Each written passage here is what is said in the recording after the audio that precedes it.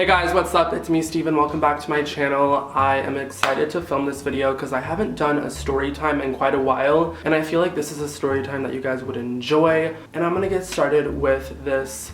Technically it's a gay story time, so kind of weird, but I know this is what you guys like, so I'm gonna give you what you want. Also, before we get started, if this is the first time you're ever on my channel, please subscribe and give it a thumbs up. Let's get started. I'm like really hyper. I had a coffee today, so that like puts me in a better mood. I was really not feeling well this morning, and then I was like, you know what, maybe I need a coffee. And then I got a black coffee, and like my mood went from here to here. So the story begins with my friend Austin, and if you guys don't know who Austin is, he's a good friend of mine. We met on Instagram when I was in middle school, and he doesn't live in LA, but we like keep in touch. We're really close friends. A few months ago, it was my birthday, and Austin, my friend, found a sugar daddy that would pay for his flight to come visit me on my birthday weekend, which I thought was pretty cool.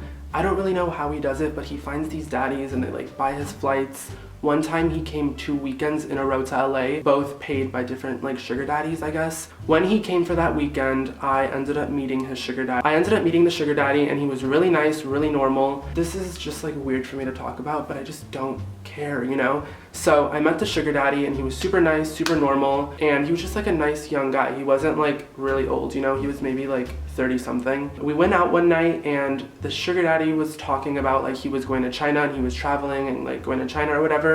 And I was like, oh my gosh, that's so cool. I've been to China. I love traveling too. And he's like, yeah, I found this really good deal. I can send you the link. And I'm like, yeah, please do. At the time, I was about to buy my flight to go to China. I was gonna go to China like last month, but I canceled my flight. Long story. Anyways, he ended up like getting my phone number, and then Austin left. We never really talked again. I never saved his number. Come to like present day, we are now in the end of March. The sugar daddy texted me saying having a pool party tomorrow at 2. So I think you get it. The sugar daddy and I never really spoke further than that text message about like the travel thing. I never saved his number. We never saw each other again. Months had passed, but I guess he still had my phone number. So when I received that text about the pool party, in my head I'm thinking, oh my gosh, I kind of want to go, but my friend Austin isn't here. Who do I go with? Who do I invite? It was literally like the next day. Do I go? Do I not go? And I consult with my mom with everything. But I talk to my mom about literally everything, and like my mom's my best friend, you know? So I'm telling my mom, like, should I go to this party? Like, I don't know if I should go. And she's like, yeah, you know what? You should go.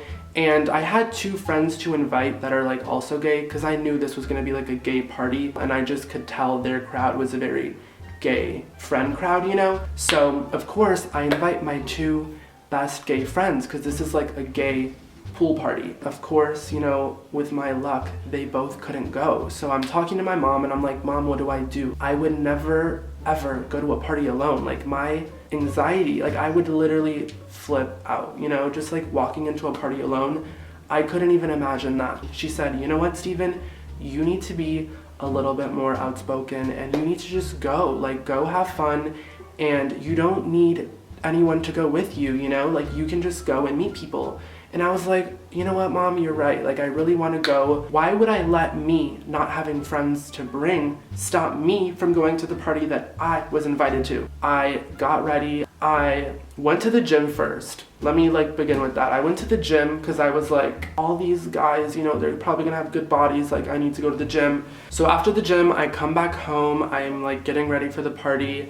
And I totally forgot to eat because I was also running late, and pet peeve of mine is like being late. I just like being punctual. I proceed to, you know, go to the party, and I was like, should I drive or should I Uber? Because I didn't really want to drink, because I don't know, I just didn't want to drink. I was like, you know, it's a nice normal day. I'm just gonna drive to the party.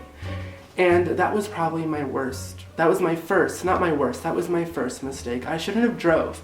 I should have just realized that it was a party, but I drove to the party. And then when I got there was actually a lot of cars outside. So I was like, oh, like I'm not crazy. Like a lot of people drove to the party. So I walk in the party, and you know, anxiety is like up here. You can't even see it because I'm like stressed, like up to the like, literally I'm like freaking out, like sweating. I'm like, oh my God, I'm going in alone. There's probably like 15 people there. They have a nice like bar set up with literally like, what is that? The bar is like really nice. They have probably every like alcoholic beverage you can think of. They even have some that are already made that you can like push a like button and like, you know what I'm saying? They had champagne, they had ice buckets, like literally I'm like everything. They even had beer, like who drinks beer? So I pour myself a cup of champagne. I am, you know, ready to like drink this drink, so I maybe loosen up a little bit so I could like mingle and talk, because like I said, I did show up alone. I, of course, you know, before I even made the drink, I should have said this, I said hello to the two guys that live in the house. I gave them hugs. We had a little small talk for a minute, said thanks for having me, and then I made my little glass red Solo cup champagne. Then I am just kind of like awkwardly standing there on my phone. You know, that's what phones are for like awkward moments, you know? You just get on your phone and like refresh Instagram like 20 times. Watch everyone's story, even the people that you don't care about, you just still watch their story. So then after my first champagne, I go in for a second. Now I decide I need to sit somewhere, like I can't just be standing here. So they have lawn chairs, you know, like the chairs that you like tan by the pool. So I go make myself comfy there. Gradually more people are showing up, so it's getting like less awkward, if that makes sense. Like the more the merrier, you know what I'm saying? People sometimes think I'm rude or I'm mean, and I felt like me just sitting there alone was gonna totally give off the vibe like, oh, he thinks he's like cool, or like he's like rude just sitting there, you know what I'm saying? Now that my second champagne has kicked in, I'm getting a little bit, you know, talkative. Someone comes and they sit next to the lawn chair in front of me. We start talking, you know, small talk, chatting it up. The weather's nice, huh? The pool's clean, you know, like what can we really talk about? I should have said this before. There were two people at the party that I already knew, but we're not like even friends, I would say. We're more of acquaintances. I see them talking in a group. So I had already said hey when I got there, but I'm like, let me go up to their group and like talk to them. I go up, they just kind of like look at me and like don't really say anything. Like they didn't like involve me in the conversation. I'm like, okay, like this is awkward. I like say a few words and then I'm like, let me just leave this really fast before it's even more awkward. So now I'm standing and I hear these two boys and they're like, oh my god, we don't know anyone here. And they had British accents. You know me, I love foreigners. And I'm like, oh my god, you guys don't know anyone here? Me neither. And they're like, oh my god, yeah, like we just got here. We're like visiting America for the first time. We're from London. We don't even know how we got here.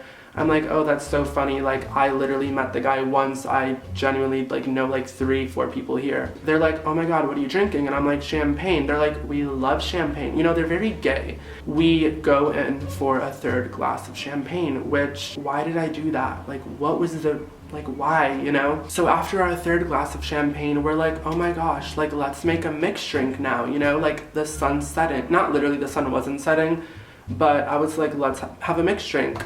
So we go to the bar table together, we make a little nice mixed drink, you know, a little cocktail.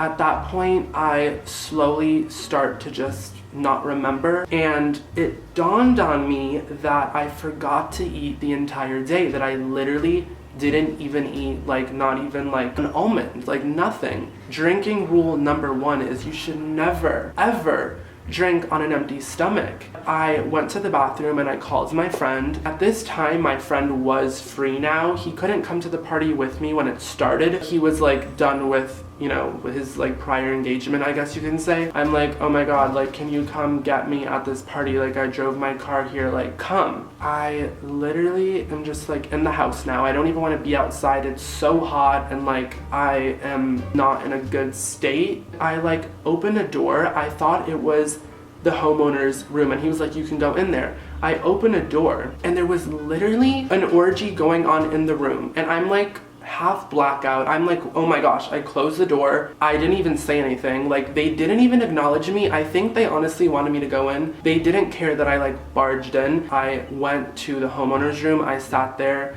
and just waited for my friend to get there.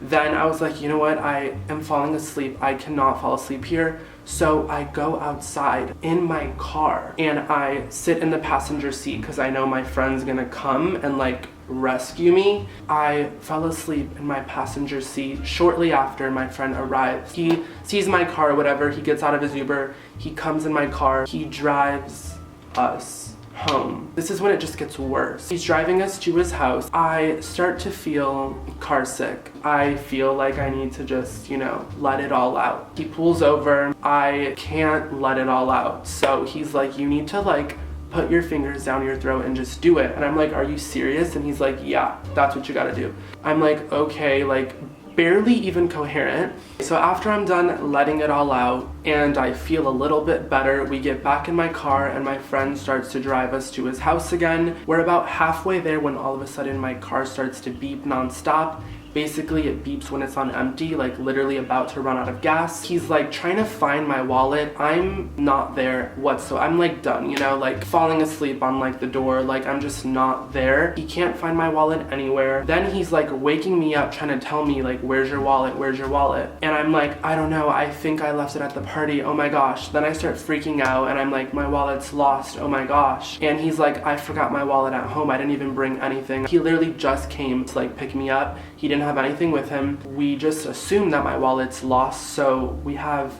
no money whatsoever to put gas. We pull over in a random residential area. We park my car there. He calls an Uber and we Uber to his house. I literally have no energy left. I'm done, literally just done. I fall asleep on his bed for a good 5 hours. When I wake up, it's nighttime now. I look to my left and there was like 5 slices of pizza with a note, and my friend like wrote a note for me. So I ate all those 5 slices of pizza. I'm like feeling better, you know, I'm alive again. I'm like back to like normal Steven. And I'm like, where's my car? I still think my wallet's lost and I'm like freaking out. So I call an Uber, we go to my car. I look inside my car and I check my back seat, and my bag was in my back seat with my wallet in it. My worry and stress about my lost wallet is gone. It's like 10 o'clock at night now. We put gas, we drove back to his house. Then that's pretty much the end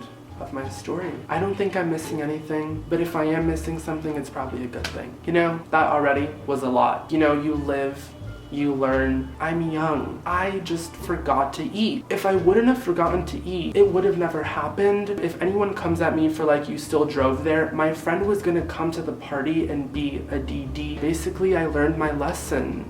I'm never going to a gay party. No, I'm kidding.